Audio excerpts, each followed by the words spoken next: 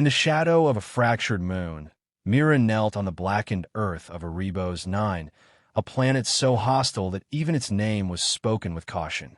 Acid storms lashed its atmosphere. Predators the size of transport vessels prowled its surface. Yet, here she was, alone, unarmed, abandoned. Her exile had not been earned through crime, but fear. Mira was born on Garelon Prime, a lush cradle world considered a paradise by most galactic standards.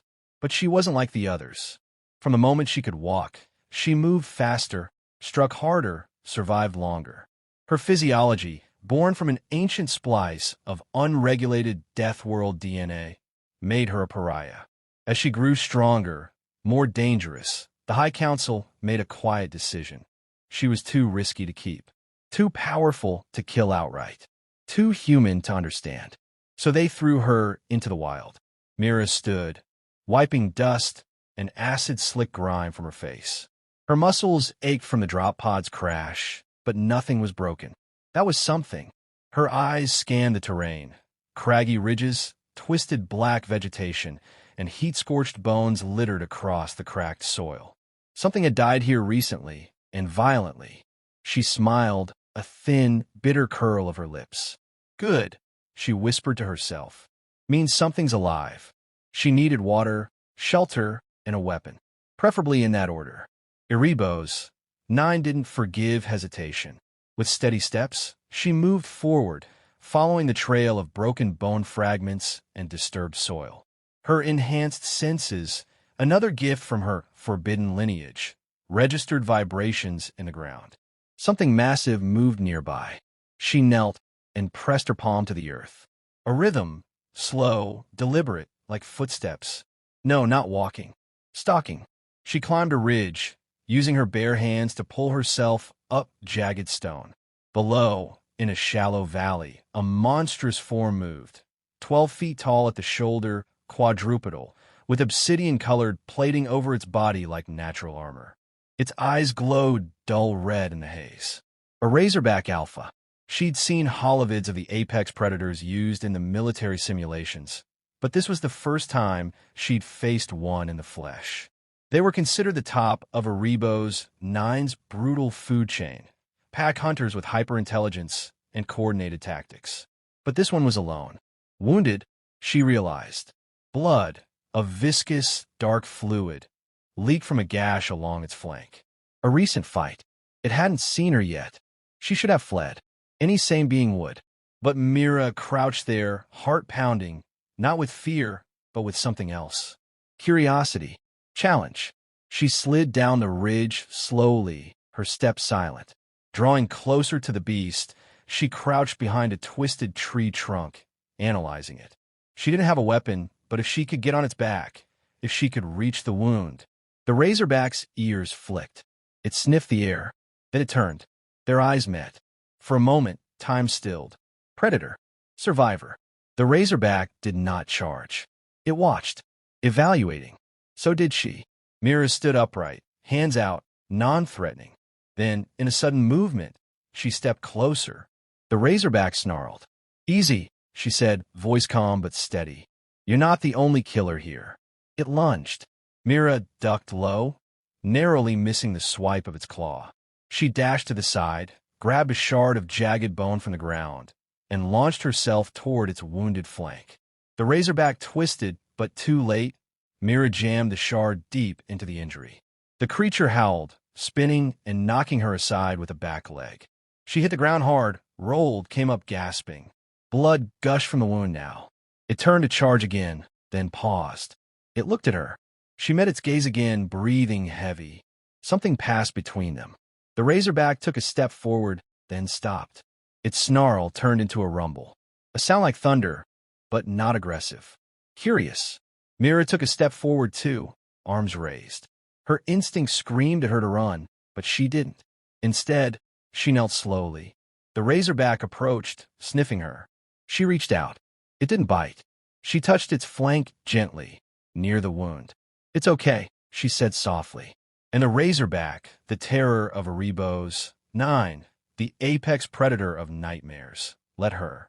Behind them, from the hills, more shapes moved, lower, leaner. Razorbacks. A pack. Mira stood. They didn't attack. The exile was no longer prey. She was being watched and tested. The Razorbacks circled Mira like a living storm. 5 of them, each a mountain of muscle and chitinous armor, moving in practice formation around the alpha she'd wounded and now seemingly bonded with. She stood her ground, breath shallow, hands still stained with the alpha's blood. Not a single one of the creatures lunged. Not yet. The pack was testing her. She could see it in their movements, the way they mirrored one another, how they watched her with wary intelligence. This wasn't a mindless frenzy. These creatures were studying her, judging her, and in the wild logic of Erebos 9, judgment was survival. The alpha rumbled beside her, its breath hot on her shoulder. Despite the wound, it stood tall, defiant. It could have killed her, should have. But something about her fight, her audacity, had shifted the dynamic. She had heard it, challenged it, and yet not fled. Now, she needed to survive the rest. One of the younger Razorbacks, leaner and less scarred than the others, broke formation and stepped forward. Its movements were slow, calculated, not aggressive, but deliberate. It lowered its head slightly and bared its tusks, not in a snarl, but in a show of strength. A challenge. Mira narrowed her eyes. She didn't speak. Words meant nothing here. She understood now. These creatures didn't respond to noise, but presence. Movement. Dominance. She stepped forward, unblinking. The young Razorback hissed, but held its ground. She kept walking, step by step, calm and measured, until she was within arm's reach. The creature's breath came fast and ragged. It wasn't sure. Neither was she. Her heart pounded in her ears. Then she did something that even surprised her. She reached out and pressed her palm against the beast's tusk. For a second, the world held its breath. Then the Razorback exhaled and backed off, circling back to the others. Acceptance. The alpha let out a low grunt, satisfied. Mira turned toward it, still keeping her movements slow. She could see the blood was still oozing from the wound in its flank. Infection would come fast on this planet. It needed treatment. "I can help," she murmured, though the words were more for herself than for them. From a pouch on her belt, one of the few things she had left after the drop, she pulled a small capsule of field gel, designed for deep wounds. Painful, potent. She approached the alpha cautiously. It turned its massive head to watch her, but did not growl. "This'll hurt," she whispered. With a quick motion, she cracked the capsule and smeared the glowing gel into the gash. The Razorback roared, the sound splitting the air like thunder, but it didn't move to strike her. It braced against the pain, and Mira kept working, fingers moving deftly, ignoring the sting of its blood on her hands. When she finished, she backed away and sat on the hard earth, exhausted. The Razorbacks circled once more, but now their movements were different, calmer, slower. One by one, they lay down around her in a wide circle, a living ring of protection. She sat in the center, stunned. She hadn't just been spared. She had been claimed. By dawn, if the dim, purple haze that passed for morning on Erebos 9 could be called that, the Razorback stirred.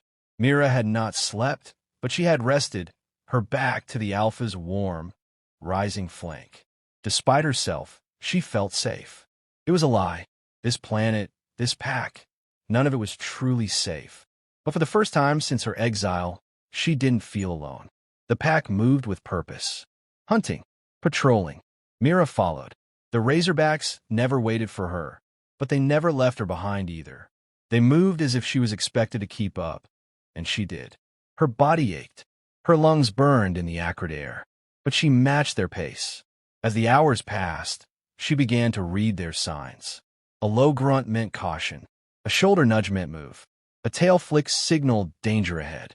They passed through a valley where the bones of something enormous lay scattered, bleached white by the strange sun. There, the alpha stopped and turned its head to her. It huffed once, then twice. A signal. Mira stepped forward and climbed onto a low rock. She saw them. Across the valley, strange shapes moved, metallic, bipedal. Not predators. Soldiers. Her past had come to find her, and they had no idea what she'd become. The hunters become the hunted. The soldiers were Terran coalition. She recognized the formation instantly. 2 squads, moving in a standard wedge pattern through the Bone Valley. Their exo-armor gleamed, even beneath Erebos 9's dim light, and each bore the insignia of Garelon's elite command unit. The same unit that had thrown her into exile. Mira crouched beside the Razorback Alpha, one hand on its thick, plated shoulder. It rumbled low, picking up on her sudden change in tension. The pack had gone still. Their keen senses had already detected the intruders, even before Mira saw them. But now they waited, watching her. They wanted to see what she would do. Her heart pounded. What were coalition soldiers doing here? Erebos 9 was listed as a planetary no-go zone. Too dangerous. Too wild. You didn't send search teams here. You sent executioners. They hadn't come for her by accident. Mira touched the edge of her neck. Embedded there, beneath the skin, was the fail-safe chip, the tracking implant all Danger Class exiles received. She'd forgotten about it, buried under weeks of survival instinct and hard ground. They'd never expected her to live long enough to be worth finding. Now apparently she was. The Alpha shifted, emitting a low growl that passed through the pack like a ripple of vibration. The Razorbacks looked to Mira, waiting. "I won't run," she whispered, eyes narrowing. "Not again." The coalition squad moved like they were in control. Thermal scanners out, rifles charged. Mira could hear the clipped buzz of comms through the canyon walls. They were confident, trained, but they were still prey here. They just didn't know it yet. From her vantage point above, Mira watched as one of the soldiers split from the group to inspect a trail of crushed bone. The young Razorback she'd faced the day before slunk forward through the shadowed ridge, unseen. With a blur of motion, the beast pounced. The scream didn't last long. Chaos followed. Soldiers shouted. Weapons lit up the valley in strobes of plasma. One of them activated a sonic emitter, disorienting the younger beasts. But the Alpha didn't flinch. Neither did Mira. She had no weapon, just instinct, speed, and the most dangerous allies on the planet. She moved with them. Sliding down the ridge, she crashed into a soldier mid-turn. Her hand went to his sidearm before he could react. One motion. Squeeze. He dropped. The Razorbacks encircled the second squad before they could regroup. Mira ducked behind a jagged outcrop, looted a combat knife from another fallen soldier, and flanked the last 2 survivors.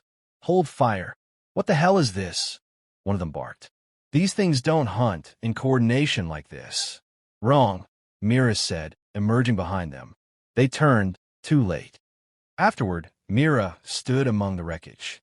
The Razorbacks fed quietly around her, tearing apart armor and flesh without ceremony. She didn't flinch. There was no room for guilt on Erebos 9. She examined one of the fallen soldiers' data pads, cracked but still functional. It confirmed her suspicions. This wasn't a recon op. It was a retrieval. The data pad's files detailed her DNA markers, psych evals, combat footage from her early training years. But more damning was the memo. Subject Mira. 9 has demonstrated unclassified behavioral anomalies. Potential control vector for Deathworld fauna. Recover if possible. Terminate if not. She felt cold. They knew. Her presence here had changed the Razorbacks. They'd sensed something in her, just as she had in them. They weren't mindless killers. They could learn, adapt, communicate, and somehow, she'd become part of their hierarchy. She wasn't just surviving Erebos 9 anymore. She was shaping it. A low rumble came from the Alpha. He stood beside her, blood streaked across his tusks, his massive head lowered slightly. Not in submission, but in recognition. She looked to the horizon. More would come. If the Coalition thought she was a weapon, they would send stronger forces. Smarter ones. But she was no longer in exile. Not just a girl abandoned to die. She was a ruler now, of the most feared predators in the galaxy. And if they wanted her back, they'd have to bleed for it. Queen of the Wild. They came at dawn. 3 Coalition dropships, bristling with turrets, scanners, and soldiers in deep crimson tactical gear. Mira watched their descent from a crag high above the valley, Her eyes narrowed against the acidic wind. The Razorback Alpha stood beside her, silent and still, as if sensing the weight of what was coming. This was not a retrieval squad. This was an eradication team. She had read the signs from the recovered datapad, Directive 77 Gamma. Terminate biologically contaminated anomaly. Secure apex specimens for weapons division. Planetary sterilization authorized. Mira's fingers curled around the blade, strapped to her leg. They weren't just after her anymore.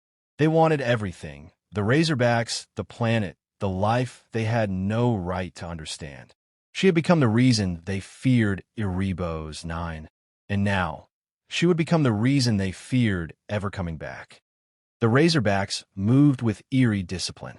Mira had spent the last week learning their behavior, how they communicated in grunts, tail movements, scent trails. She wasn't just their tag-along anymore. She was their war leader. They followed her into the ridge paths without hesitation, scaling the twisted terrain like ghosts in the mist. Her tactics had changed too, no longer purely instinct but strategy. Coalition forces had numbers, tech, and air support. Mira had terrain, silence, and the deadliest ambush predators in the known galaxy. She meant to use them all. The first team entered the valley unaware, moving in standard triangular formation, weapons at the ready. Mira watched from above as they passed under a rock shelf marked with her blood. A signal to the pack. The Alpha let out a subsonic hum, felt more than heard. The Razorbacks descended like thunder. Mira dropped in behind them, knife flashing, her movements sharp and fluid. Her blade found weak points in armor, joints, and visors. The beasts tore through alloy and bone alike, using speed and ferocity that Coalition reports had underestimated, and now paid for in blood. The first team never fired more than 3 rounds. But the Coalition was prepared for losses. From the sky, one of the dropships hovered, scanning the battlefield.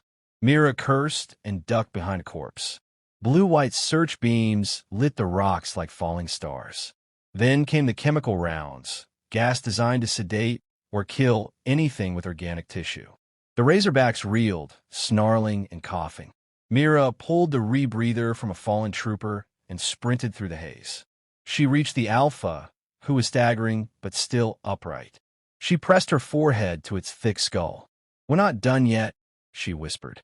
The Alpha growled low and stomped twice, another signal. From the cliffs, the older Razorbacks, the ones too massive to hide in ambush, roared in response. They charged. The dropship opened fire, but its miniguns weren't designed for creatures this fast, this coordinated.